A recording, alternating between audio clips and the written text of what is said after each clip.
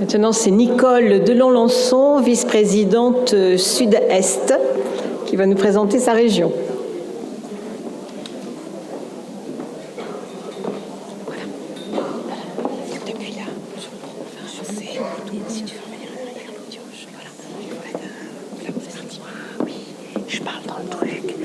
Bonjour à toutes.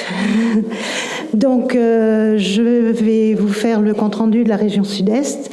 Donc, les clubs de la région, comme beaucoup de clubs de la région de l'Union française, ont eu à souffrir de la pandémie. Le confinement, les consignes sanitaires les ont empêchés dans la réalisation des actions et manifestations qu'ils avaient programmées. La visio, toutefois, a permis de rester en contact, d'organiser des conférences, des célébrations auxquelles un très grand nombre a pu participer. Les clubs ont été très actifs. J'ai perdu ma ligne. Oui. Et ont agi au plan local, national et international dans nos 5 domaines d'action. Ils ont répondu présents dans les projets initiés par l'Union française dans le cadre de la commémoration des 100 ans de notre ONG, concours Carré Paréo. 13 clubs de la région ont envoyé un projet. Le club de Bastia a remporté le premier prix pour le Paréo. Le Petit Bois Suzanne Noël, 4 clubs ont participé et 2 clubs ont concouru pour le projet national, Menton et le e-club Suzanne Noël. 5 clubs se sont vus attribuer une bourse pour la candidate qu'ils présentaient. Alès, Bastia, e-club Suzanne Noël, Grenoble et Marseille. En éducation, dans notre action, dans domaine d'action, l'éducation, de nombreux clubs ont soutenu financièrement des institutions pour la scolarité d'enfants au Sri Lanka, à Pondichéry au Mali, des jeunes filles pour la poursuite de leurs études. Et comme exemple, je donne le club de Montpellier qui a financé à hauteur de 5 100 € la prolongation de 2 mois du contrat d'une jeune chercheuse afin de lui permettre de finir sa thèse. Des associations ont été soutenues pour l'achat de matériel, de tablettes, de livres et des projets de longue haleine comme le club de Draguignan pour l'action Le livre au cœur des familles dont l'objectif est de rendre le livre accessible à tous. Dans le cadre des violences de dans autonomisation et leadership, je me suis trompée de page. Excusez-moi, j'ai mis mes feuilles dans le mauvais sens. Voilà, le voilà. De nombreux clubs se sont mobilisés pour venir en aide aux sinistrés. Dans le Gard, suite aux inondations, le club d'Alès a aidé une jeune femme en remplaçant le véhicule qui avait péri lors des inondations. Suite à la tempête Alex, dans l'arrière-pays niçois, les clubs de la région ont soutenu financièrement des femmes pour les aider à reconstruire leur outil de travail. Des clubs ont distribué des aides financières pour faciliter la reconversion professionnelle de femmes, pour devenir directrice d'EHPAD par le club de Saint-Raphaël, pour une formation d'aide-soignante par le club d'Uzès, un soutien à une esthéticienne pour l'obtention d'une VAE par le club Pays de Grasse, de soutien à des exploitantes agricultrices par le e-club et par le club de Menton. 15 clubs ont décidé de soutenir et de financer la participation de jeunes femmes au 6e concours lyrique opéra Jeune Espoir en partenariat avec le club d'Avignon et à l'issue duquel sera remis demain le prix Sœur Optimiste de la région Sud-Est d'un montant de 3 500 €. Les bénéfices de l'auto organisé par le club d'Antibes, Sophia Antipolis, Mougins, Valoris, ont permis d'allouer une aide à une jeune fille afin de réaliser son rêve professionnel, devenir pilote de ligne.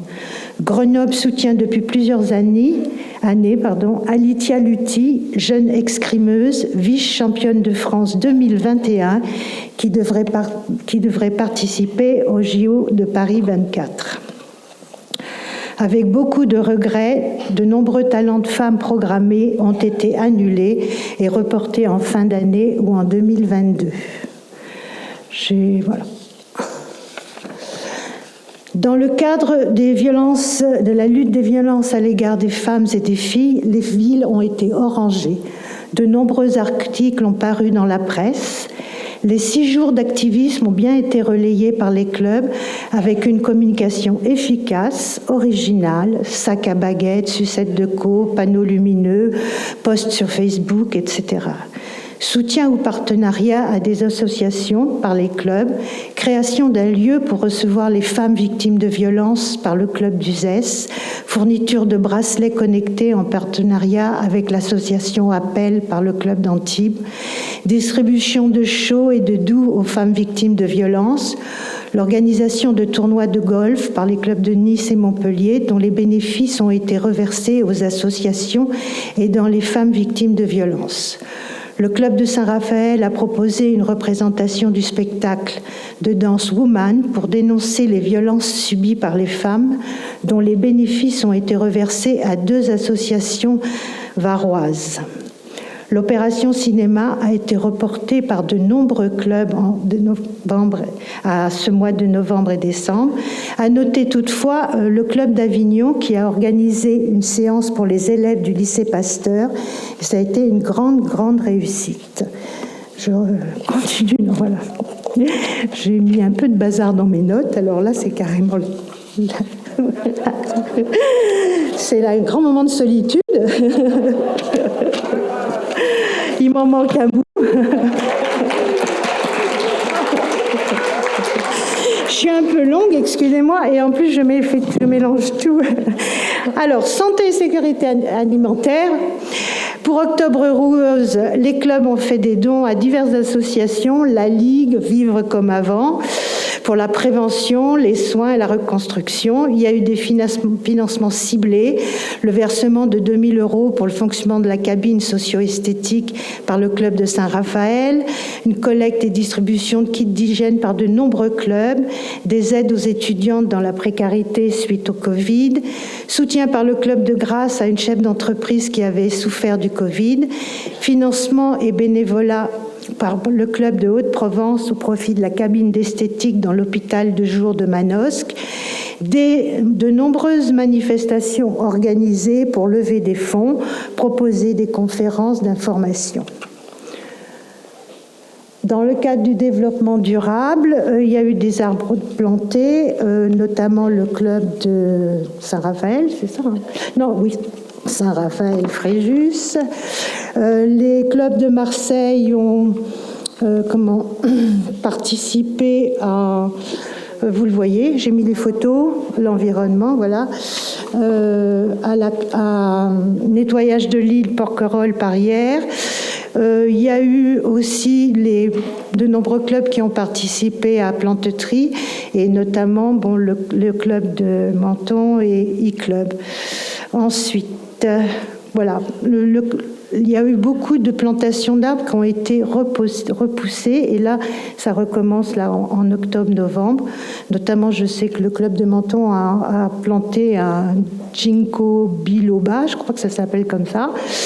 Et mais bon, c'est vrai qu'en plus les clubs avaient des projets à plus ou moins long terme, donc il fallait prendre contact avec les institutions. Ils l'ont fait, et il y a des projets qui sont aboutis, mais il y en a encore beaucoup qui sont en cours de réalisation. Voilà le mot. Donc pour terminer, quelques dates. Oranger le monde, évidemment, pour tout le monde à partir du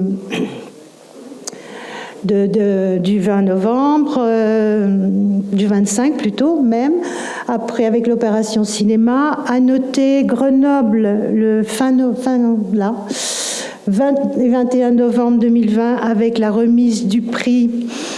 Tout le monde le sait, alors je ne le dis pas. Remise du 10e prix de la romancière francophone, l'événement en présence de notre présidente Bernadette. Et donc, tout au long de l'année, les clubs ont participé à des manifestations qui leur ont permis de présenter et faire connaître notre mouvement. Un autre moyen pour recruter et pour donner envie aux femmes d'avoir envie de nous rejoindre.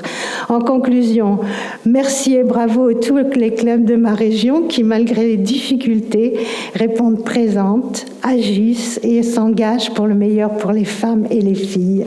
Et merci.